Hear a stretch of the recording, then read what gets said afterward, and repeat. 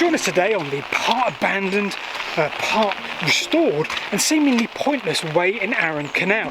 Of course, it was set to join London to the south coast of England. So why was it pointless? And if it was, why are they restoring it? My name is Paul. And I'm Rebecca. Join us on today's canal adventure.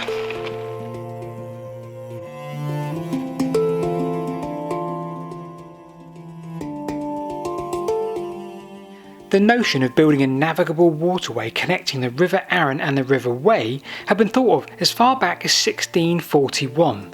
The idea didn't get far then, but was raised again in 1663. The idea being that the tributaries for the Wey and the Arun at one particular point just south of Godalming were only 2 miles apart. So the first part of this journey sees us on an abandoned railway, the Cranley branch line, having just left Guildford in the north there. And it looks like Rebecca's found something just down here, which could be the first spot of the day. What have you got, Rebecca? It could be the aqueduct you were saying about. There's an aqueduct, isn't there? Oh well, so there's the old viaduct there for the railway, or old bridge for the railway over the river. Yeah. And yeah, there's the aqueduct just to the left.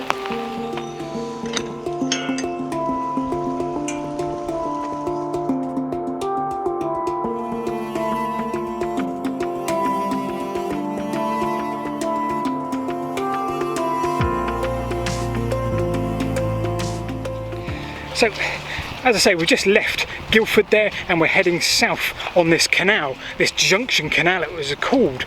And one thing we've noticed from the plan is it's quite a rural journey. It's through very, very open bits of land, no real sort of conurbations or towns. But that didn't matter because even the actual promoters of the canal realised that this wasn't going to be like its northern and Midland industrial counterparts. So our journey continues south and we're now in a place called Run Common and we're heading through this beautiful wooded area, and I'm going to surmise, completely uneducated guess, that the big old heap here, the spoil heap if you will, is from the cut, because the cut is just in front of me. So I guess the earth from the cut had to go somewhere, and there it is.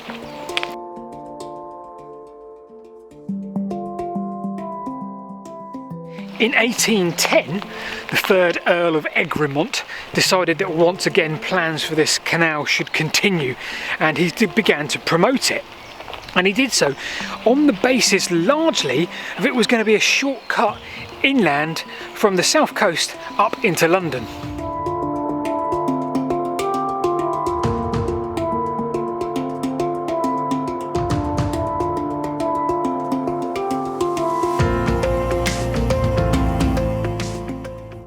We wildly misunderstood this bridge. We were looking for sort of, I don't know, maybe a couple of short iron spans, but actually the iron span is this huge, great iron span here, and the canal would have just moseyed its way on underneath through what is behind us right there now, which is just infill. So we're going to carry on heading south now and see what else we can find further south of Cranley.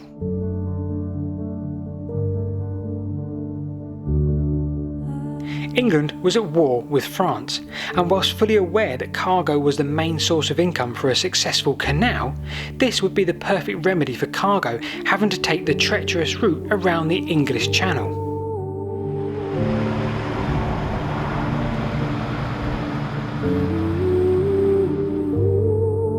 It took another 3 years for an Act to receive royal assent in 1813. Josiah Jessup, son of William, took on the role of designing the bridges, the aqueducts, even the route. He looked after everything. Things were ready to go.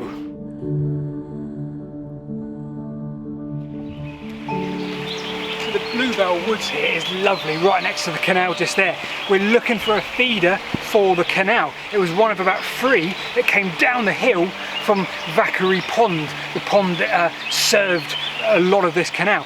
But I think we found just one of them just down here. So if I get to go underneath here, now just down here is about a 6-foot drop, and it's completely brick lined and it goes underneath us. So we're going to assume it comes out on the canal just over there. So let's go and take a look.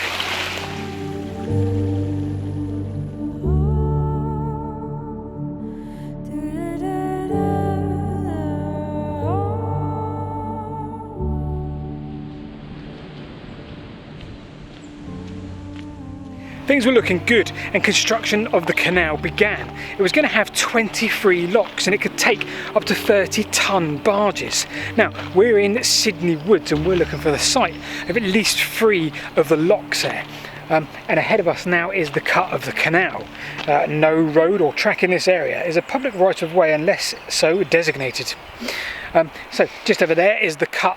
Now that would head north eventually, and I'm wondering, I think we've got to head that way a little bit before we get to the site of one of the locks, unless this is it here. So we're stood now on what is obviously a filled in bit, but that bit there you can see it's probably about 2 or 3 feet lower than us. That's the bottom of the canal bed there, and if I spin the camera around this way, you'll see down there we've got about 10 or 15 feet. So I'm pretty sure this must have been the sites of one of the locks. So we're going to walk up onto the towpath just up there, because it does drop even further. If you can peer through there, it drops even further. So let's carry on walking down the towpath for a little bit and see if we can find any evidence that there were locks there.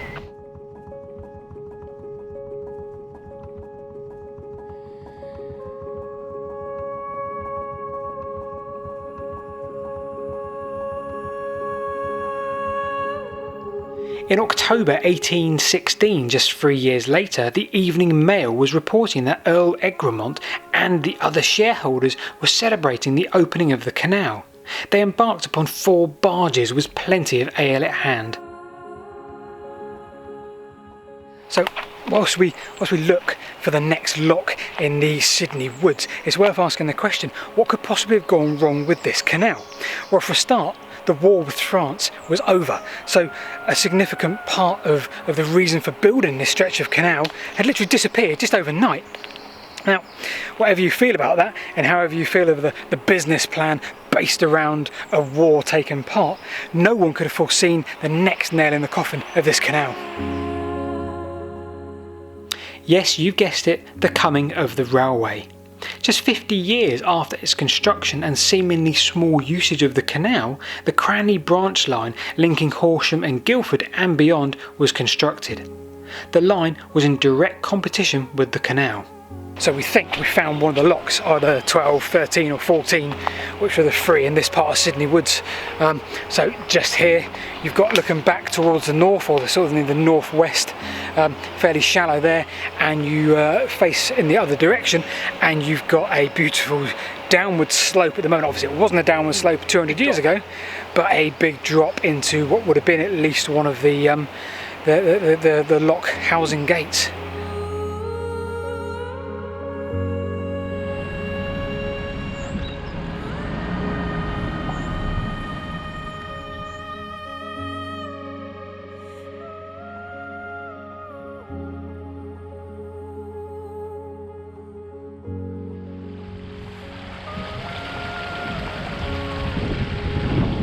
We're just south now of the Wey and Arun, and we're now on the Arun Navigation itself. And for the first time today, this is part of the canal that doesn't really look like a canal anymore. It's been filled in probably by a farmer, but of course this will have to be done at some point soon should they wish to reopen this.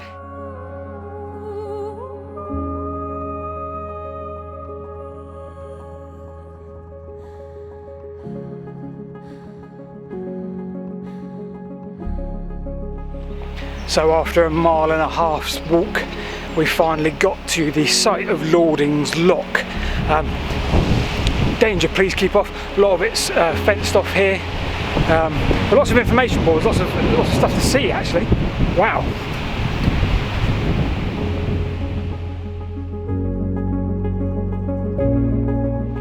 So ad hoc research complete.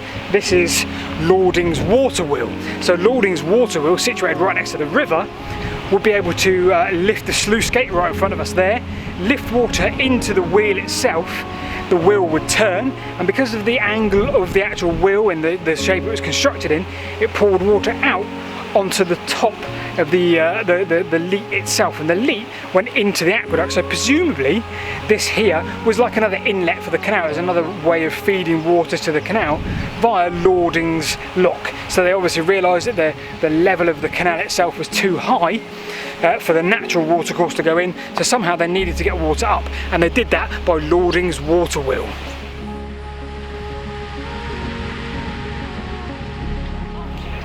So there's one bit that remains a little bit of a confusion to us, which is that way there is the aqueduct, then the lock. So the aqueduct went over the river, into the lock here, and the lock buoyed down to river level. Now, beyond us there, you'd have come through here, through the other side of the camera facing that way, and carried on there. The question is, why build an aqueduct over the river if you're then going to lower yourself to river level? So I think this bit for me personally needs a little bit more explaining. I need to see some sort of plans to see how they navigated this bit of the slope downwards south. But maybe that's for another day.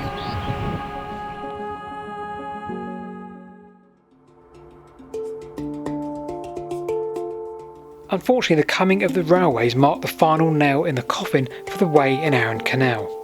Despite its grand vision at the time of its conception, when moving heavy goods by any other means was close to impossible, the Wey and Arun Canal was set to become another casualty of the lack of traffic in the south of England. Within 2 years of the railway opening, an Act of Parliament was put in place to close the canal. So we're here at the end of our journey today, and we're in between a whole junction of canals, which gives us scope for more videos in the future. Now, of course, 1865 marked the end of the canal, the closure of the canal itself. But of course that didn't mark the end of the Wey and Arun, because 100 years later, the Wey and Arun Society set themselves up with a view of restoring the canal, and maybe one day using it again as a navigable waterway. Now, to date, they have restored 23 bridges, 11 locks, a significant undertaking when you consider that it's all been done by volunteers, donations from the public, you name it. Here we are again at the southern point of our journey. I think that way you've got the Stop and Cut, which leads to the rover navigation. You've got the south, you've got the Hardman Tunnel, that'll be another video soon, the Hardman Tunnel and the Arun River, and in another direction you've got another river which I don't even know the name of. So it's quite a junction of navigations and canals here. So hopefully you've enjoyed our little trip today. If you have, obviously give us a subscribe, and don't forget to leave a little comment below to say you've enjoyed it. We'll see you next week.